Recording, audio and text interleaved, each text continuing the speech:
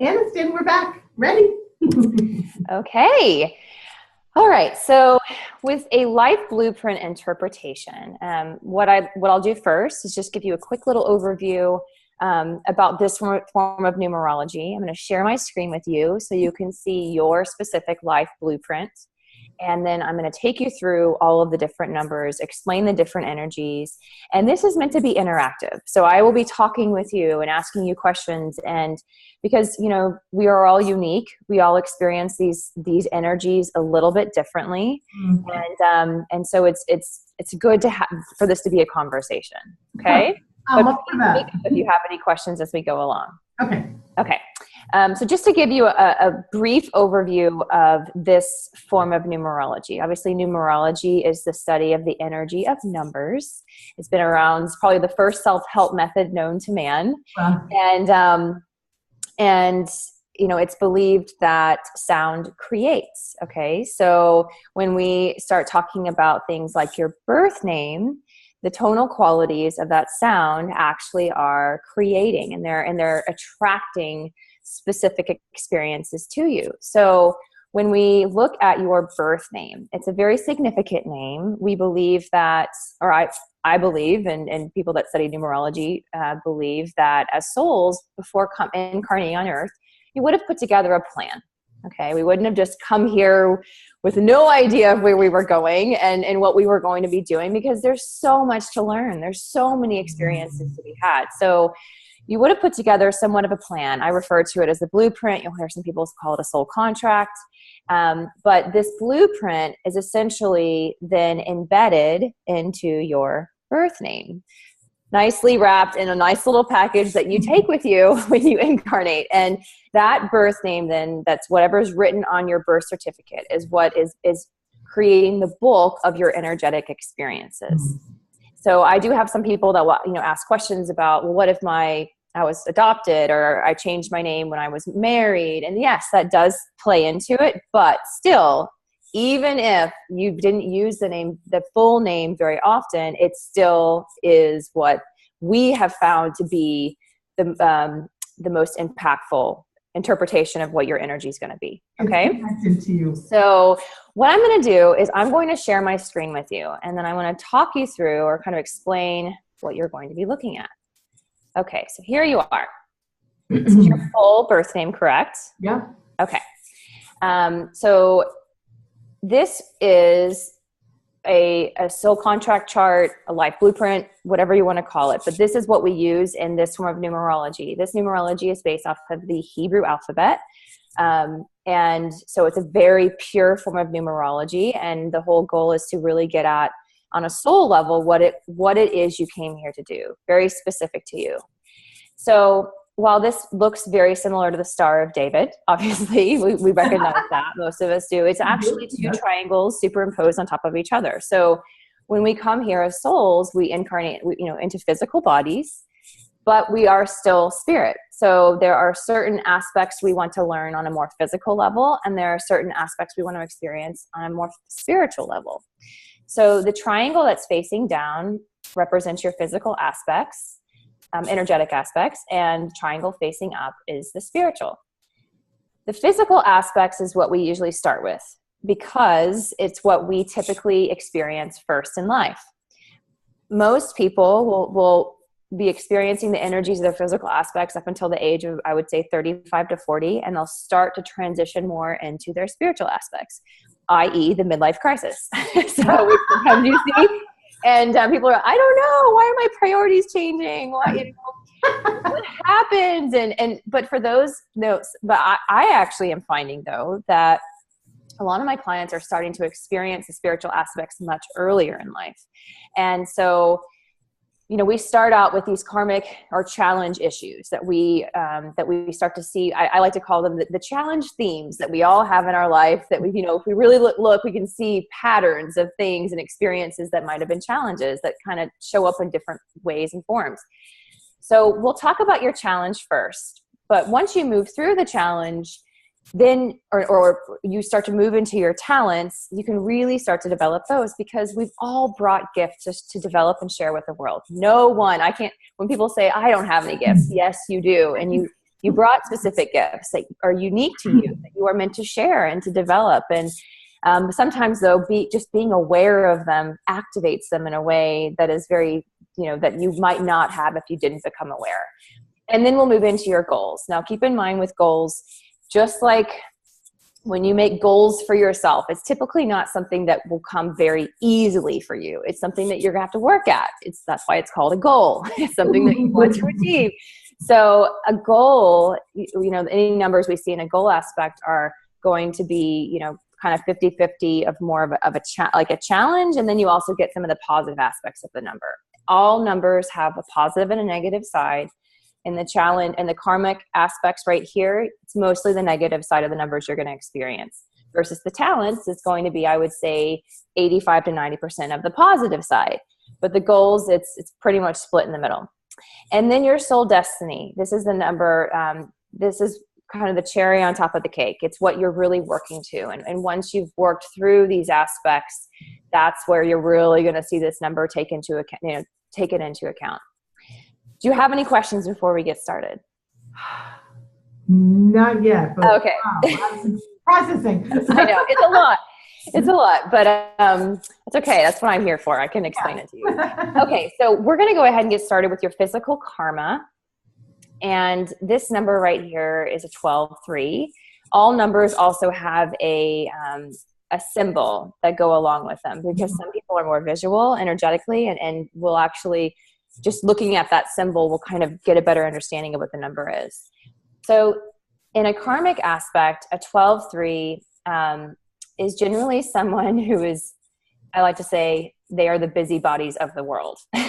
They are typically very, when they get interested in something, they are in it. And it really has a way of kind of taking over their world to the point where sometimes they get a little bit out of balance. So let me ask you, when you were young, did you experience things like this where you would really throw your energy into something so you could expand and grow and learn everything about it? I still do it. Okay. Forever. Up to right today. Yeah.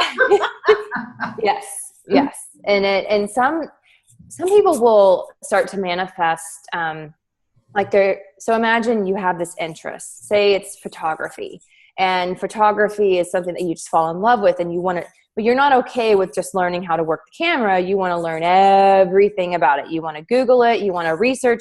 You want to pretty much become a professional, even though you might not be a professional photographer. Yeah. And then other parts of your life might start to, you just get a little off kilter because it's like it takes over.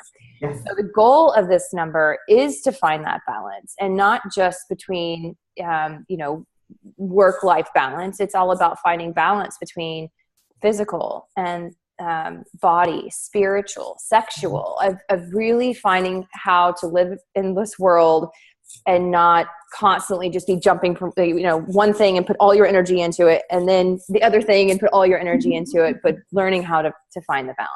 Does that make sense to you? Oh, absolutely. And in many of these sessions, what has come up is finding balance. It's finding balance. You need to find balance and you need to delegate, Kim. Yeah. Yeah, 12-3s, not great delegators a lot of times because they're like, oh, no, I can do this. But on the flip side, 12s are amazing teachers because they absorb all this knowledge and they want to expand. And that's, what you need to be a teacher, which leads me into this number right here, which is the 3.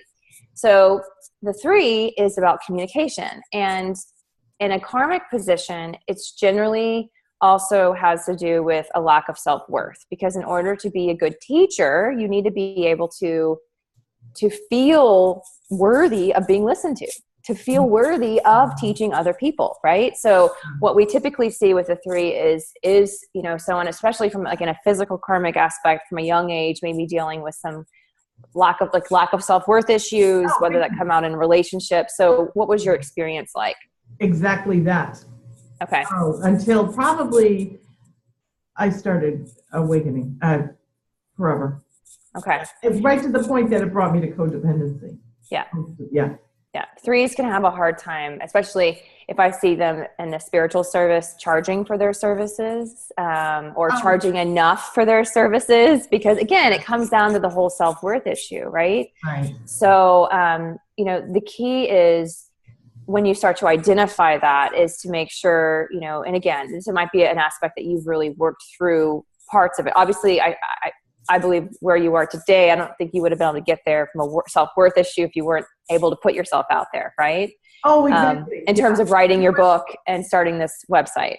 Yeah, it was tough in the beginning, but no, probably up until maybe 45, and then it all changed. Mm-hmm. Yeah.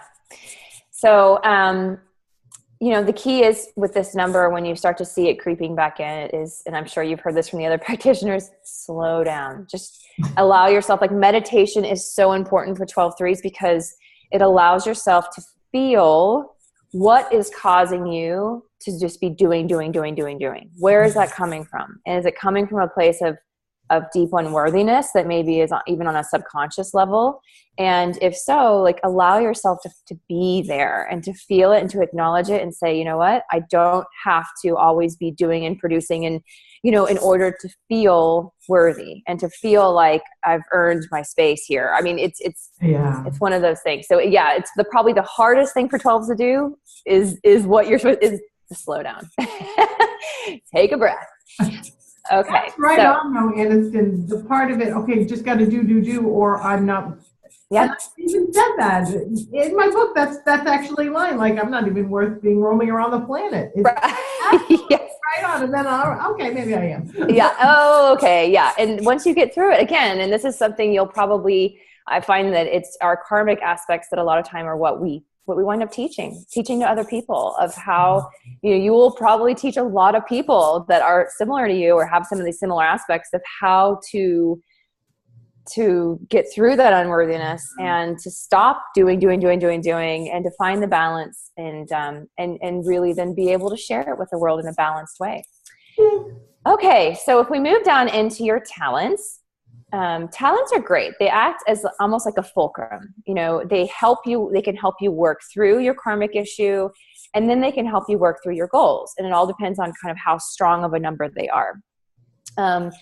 Your physical talents are this 11-2. I have the same, so probably why you and I get along so well. So an 11 is the number of assimilation and structure, as you can see from this very geometric symbol right here. 11s are in a talent position are the builders. They're the entrepreneurs. They're the people that can take an idea of a business and just in their heads, figure out what that can look like, and then start to build the foundation, and then continue to expand. Most of the time in a physical talent position, they're meant to either start a business, own their own business. It is very much aligned in that way. So have you experienced that in your life? Since I was 19. Really? Is that when you started your first business? Yep, 19. Yep. And builders. Another after, yeah. They lasted for a while, but yeah, started at 19. And I got that. Okay, I should not be working in a bank. No. And because, and they're not just they always are able to build a structure. So when you're going through life, for instance, your life changes a lot. So when you have children, all of a sudden the structure of your life changes. But 11-2s are able to quickly say, okay, structure has changed. This is the new structure and let's move forward. Whereas some people are like, I don't even know what to do. And so it's interesting that, 11-2s generally can figure it out pretty quickly and then move forward. The 2 is about emotional resiliency. And so this symbol is meant to be a spring. So when you press down a spring, it's meant to just pop right back up, right?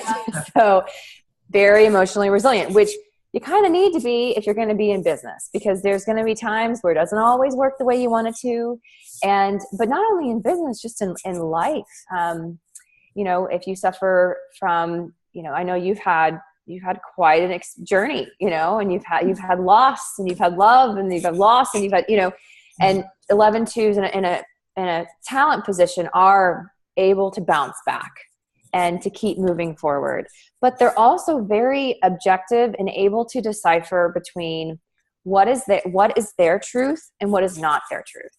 In a negative position, 11-2s have a hard time with that. They will take on other people's truths as their own, and without even realizing that they're doing it. And whereas you could sit through, 30 different practitioners and say, you know what, I like that. That's not really for me, but I like that. And then you're constantly building your own truth that you live by.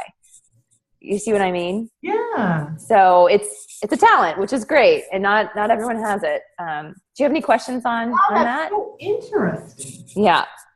Yeah. Is that something that's built overall? Because I think back when I had mentioned the codependency thing, and I think back I had a tumultuous childhood in, first years or so. But I'm absolutely that resilient now. And when I think about it, I did have to be resilient because of situations. And it's right. I've fallen flat on my face. I don't know how many times and bounced right back up. That's really cool. Absolutely. Yeah. So you're just remember that all the way along. So that's well, and what's interesting is you've got a lot of this energy. So if we're moving up into your physical goals, you actually have the same number. Oh my. Now, when we talk, like before I had mentioned to you with goals, it's about 50% of the negative aspects of the number you're probably going to experience, and about 50% of the positive. Now, the good news is because you have this as a talent, it would have been a lot easier for you to work through this, which is, I think, why you've been able to do what you've been able to do. But on the negative side of this number, there's something we call like kind of an overriding theme. And one of them is it's called death to life. 11-2s, if it's on a negative side, can experience just like that. They can experience sickness. They can experience loss of a loved one, loss of people in their life, near-death experiences. I mean, because what happens then is a massive transformation. And it's almost like you have to rebuild who you are and keep moving forward because something has changed. You see what I mean?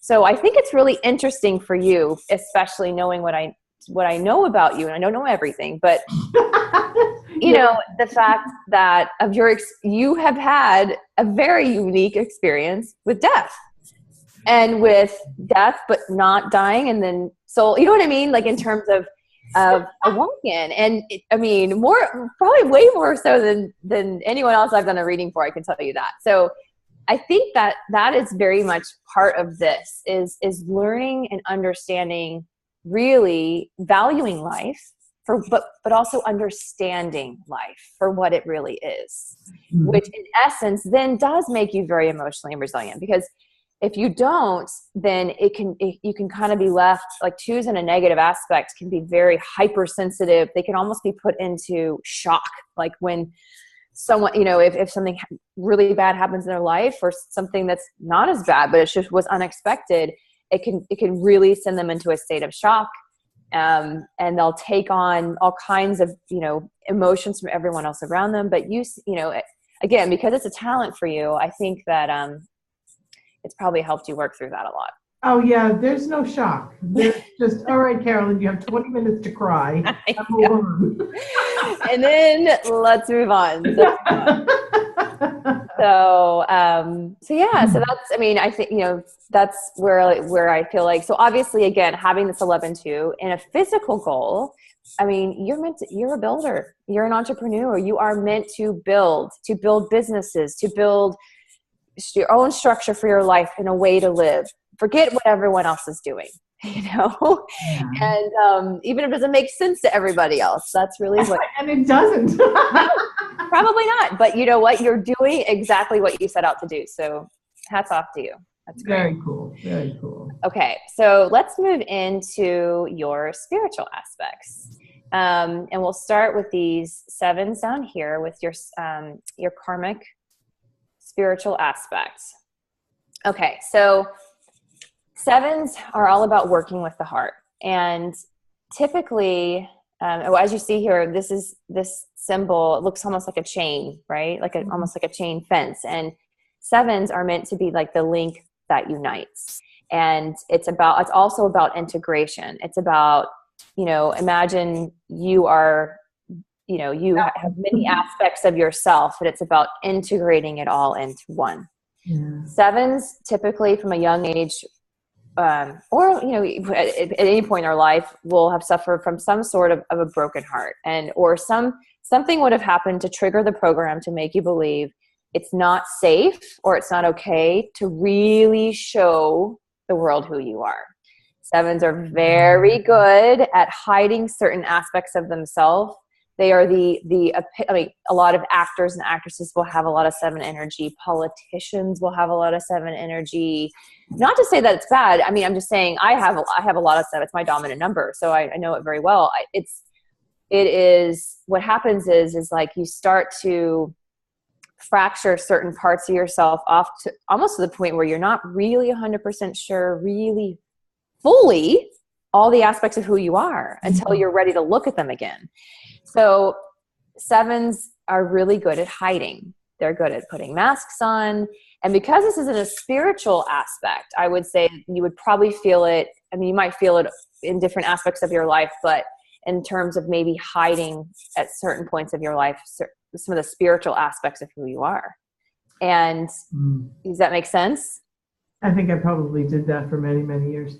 Yeah.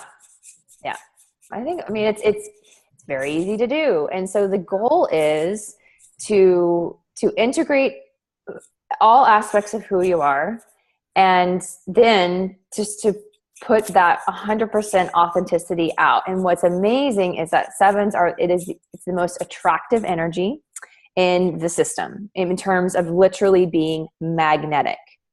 And when you are being 100% true to who you are, it will unlock other people to do the same thing. They will be and you will start to attract all the resources that you need, all the people that they will just find you. And you're like, how did that happen? But 7s are the ultimate facilitators. That's exactly what's happening right now. Right now. Yeah. Like when I got your letter, everything that you've done just said, listen, this is who I am. This is what I'm doing. Come if you're interested. Let's talk. And it was like all these right people just found you. Yeah. 7s are, they're like the ultimate universal marketing gurus because they don't have to do anything, just be themselves. But that only works if you are truly just being Carolyn. You know what I mean? Like you're not trying to like hide. You're not trying to, no apologies. But then that's when the magic happens. That's right on.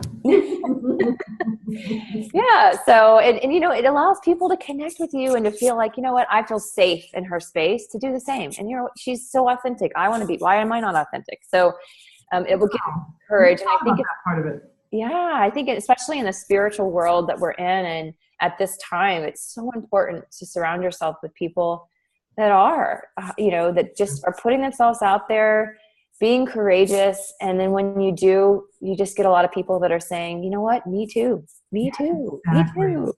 I'm sure you've experienced that. So absolutely. The authenticity is, I talk about the vetting, and I really don't like that word, but that's what I look for. That. Yeah. Not that. Please, not that. Mm-hmm. Yeah. And that's you writing your book and just putting it out there to the world, I'm sure it took a lot of courage. And you know what? But that was the way as a numerologist, the way I look at this is you were absolutely conquering this. Like, and then so cool. Look at the magic that's happened ever since, right? Oh, absolutely. Yeah. Okay. So then if we work over to your spiritual talents, these 6s are all about creativity. This symbol right here is what we call the eye. And it starts as a tiny little spark right here. That's invisible. It's not tangible yet. And it's a spark that just lands in your mind. And then 6s are able to then take that idea and then start to manifest it.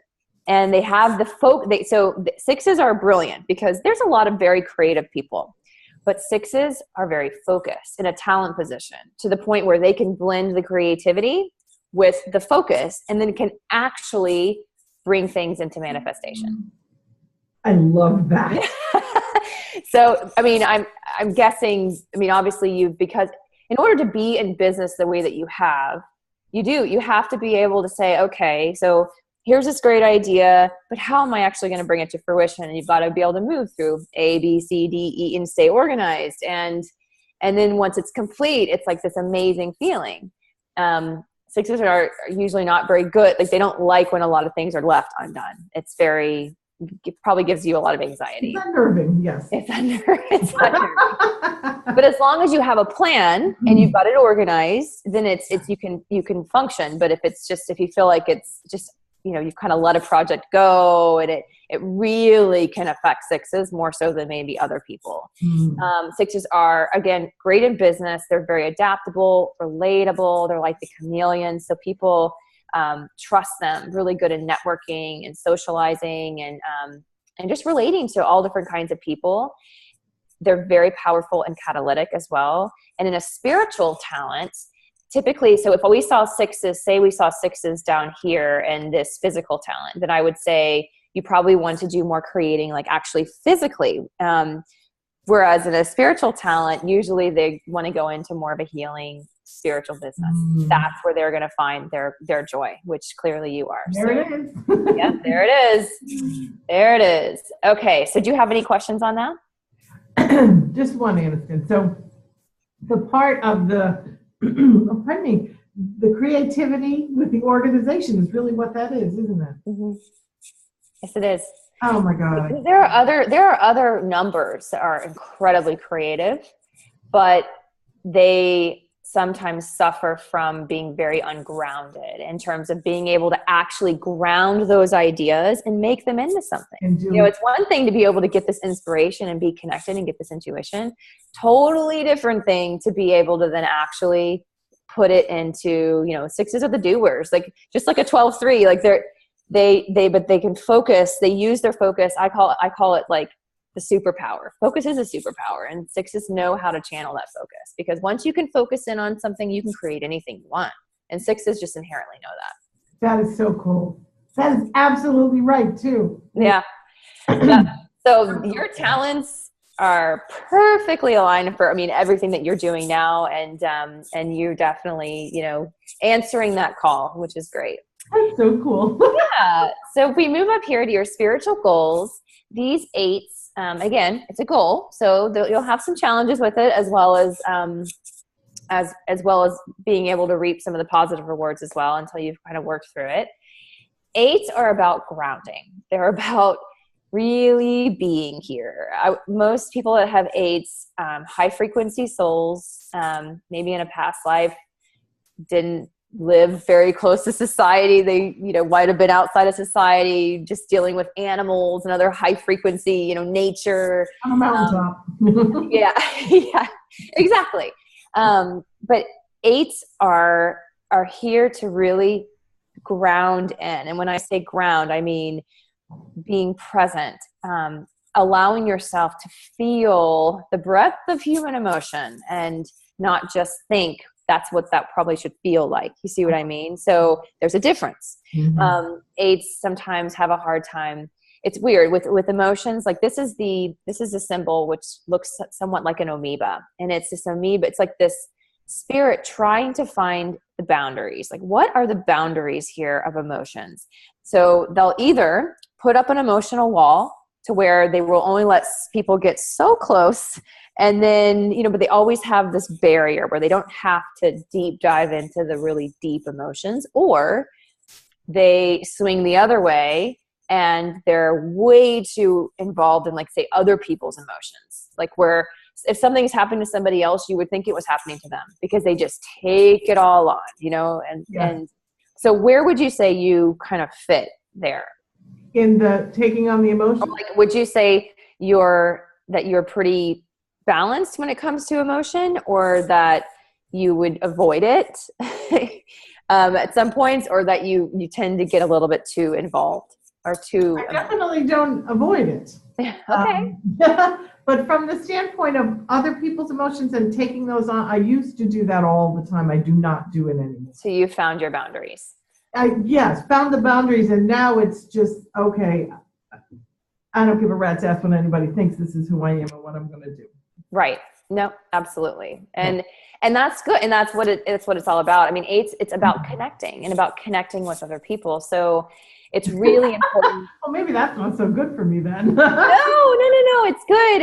It's, you know, I see, for instance, when a lot of my clients are spiritual teachers, they're spiritual practitioners, and they'll have a lot of highly spiritual numbers in their chart. I mean, really high frequency numbers. But then it's like they don't have any numbers that will actually like keep their feet on the ground and allow them to then take what they've learned and connect with other people to share it. So they might be saying, gosh, why can't I seem to find any clients? So it's like they just don't even find me. Like I'm invisible. I can't seem to connect with them. I can't seem to like, you know, they seem like we're on just two totally different wavelengths. And so that's when I say, wow, you really need some 8 energy in your chart, because it's the 8s that are going to allow you to actually get your work out to the world. Oh, connect. You see what I mean? Yeah. It's like you've got to bring that energy down here where other people can actually access it. Right. Versus it just staying up in your world or your mind or whatever. So does that make sense? It does. And so then I think I answered the wrong question, because from a connection point, I connect with everyone very quickly. Yes. But then then it either goes in one direction or another from there. But the initial connections is pretty easy. Yeah. Like I had 8s as a karmic challenge. So I know it very well. You and I have a very similar numerical makeup, which is, but I have, and I had a hard time kind of committing to life. I traveled for 10 years. I didn't have a permanent address. I never thought I would get married. Never thought I would have kids, because I was very happy just kind of flitting around doing my thing. And I also was not someone who would, pick up the phone and reach out. I had friends, and say, hey, let's all get together. I would listen to all of their problems. But if you ask them what's Anniston's issues, they would be like, I don't know, because I never shared it. I never actually shared it. And that's the thing with 8s is, in order to build an emotional connection, you got to show your cards. You got to show your hand. And I've always thought, to build that connection, you have to be vulnerable. And that's where it is. It's the emotional vulnerability. So anyways, which is great. I mean, especially because clearly you wanted to be able to bring these spiritual businesses online and bring it out to the world, not just keep it conceptual or, that's very aligned. And that's usually more it's connecting on it and getting your spiritual work out to the world is what that is in this aspect. Oh, very cool. Yeah. So your soul destiny. Okay. So a 10-1, very high frequency number. One of the most powerful numbers in the system. This symbol represents like the flow of spirit. It's like the spirit in its intangible form. Okay. And then this is power. So the 1 is actually the number represented by Archangel Michael. So imagine him standing there with his sword, with this power, but with integrity. Okay. He keeps coming up. He keeps coming up. Yeah. You must have he must be working with you quite a bit. Yeah. I keep, which is great. I've done a lot of work with Archangel Michael. So, but in this lifetime, what you wanted to achieve was self-mastery, to come into your full soul consciousness. And to be basically a walking, talking, there's no separation between, you are the walking, talking, full soul consciousness, almost like bringing fully your higher self into this lifetime. That's what you wanted. That's exciting. Which is so funny to me because of all of these sessions you've had. I mean, you're well on your way, sister. Oh my. Yeah. So, I mean, no pressure. That's a pretty big soul destiny for you to choose. But really it takes, obviously it takes work, and 10-1s are all about service. They're not generally fulfilled or happy unless they are in service. When I see a 10-1 in a talent or in a goal, or in a soul destiny, I know you are meant for a life of service and teaching. And 10-1s are prolific teachers. They're funny because they're usually pretty smart and witty, kind of like a dry sense of humor sometimes. And,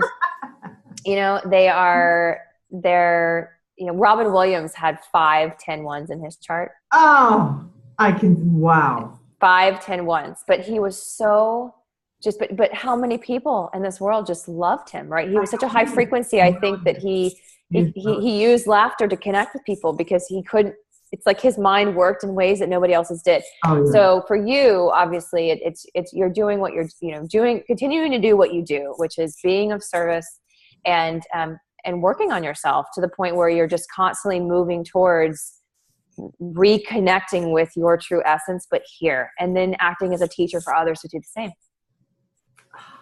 Anniston, I cannot believe how right on this is. Well, I'm glad that you resonate with it, and I will tell you, I've yet to do a reading where people that someone hasn't resonated with it, and I think it's because it is such a deep, unique, energetic bag. Because I've never done a chart either that's identical to another one. Everyone's is different. Oh, sure. Yeah. Sure. And so what does happen when you get married or change your name or anything? This is what we go by. This is the birth name. This is the birth name. So what we would do typically is I offer another service, which is after you've had a life blueprint interpretation, some people want to look at what we call their overlay names. So that way we would look at then, maybe just Carolyn Kinley, right? Because that's probably what you went by. You probably didn't go by your full name, right? And then I would, let me just move this. And then I would look at your married name. So when you have an overlay name, like or a name like Carolyn Kinley that you probably used since birth, it's almost because it was used for so long, sometimes it's like you're inheriting another birth chart, if that makes any sense, but it's not going to be as strong. This is your cake. Okay. The Carolyn Ruth Kinley is the cake of your energy. The other names are like layers of icing. Changes the flavor a little bit. It can make it taste better, or it can make it taste a little worse. So, it's really about, hopefully in a perfect world, your names that you take on actually help you move through some of your issues where you might be stuck, or they help enhance your talents. It doesn't always happen that way. Sometimes you actually inherit a name or you take on another name where maybe you have the same karmic issue and it clashes. So with your married name though, because you wouldn't have had it for as long, it's not looked at the same in terms of positive or negative energy. It's more of the positive aspects that are blending in with these aspects. So I just kind of look at the names next to each other, and then I can even look at your family, your partners that you had, boyfriends growing up, friends, and then all the way up into, your children, and being able to look at why you might have come together in this lifetime, where you're there to teach them, and why, I have a lot of parents that are pulling their hair out saying, I don't know why I keep on clashing with my son. And I can look at their charts and say, well, because you guys are actually clashing in this karmic aspect. And so he's pushing your buttons, you're pushing his buttons, and here's a way you can get around it. Oh, that's a wonderful thing. Yeah. It seems to me, in talking with this is like the core of it. Mm-hmm. I can't tell you how happy this makes me about the soul destiny. Good. About that. Well, good. Well, it's yours. It's all yours. Yeah, talk about validation that, okay, you're on the right track. You are certainly on the right track. Sometimes we get stuck in our karmic issues, and it's like we just need help moving through them. And then, but when you're with, when you're able to look at, like, I'm still working through mine, and I'll say, oh, it's those sevens. Oh, I got to work through, I can feel them coming up. And then I'm like, no, Anna, I want to, Anniston, I want to work through this right now. And so, I'm still working through mine. Yeah. We're a work in progress. It is what it is. I get balance is a big one for me. I do get balance. All about the balance. Yeah. Well, great. Well, thank you for letting me be of service to you today and get to know you on this level, which was even better. So I really enjoyed it. Thank you so much. Fascinating. Wonderful job. Thank you. Thank you. Very cool. Thank you, Carolyn. We're good. Good. Beautiful. Thank you so much, my dear. You're welcome. You're so welcome. Talk soon. Okay. Bye. Bye.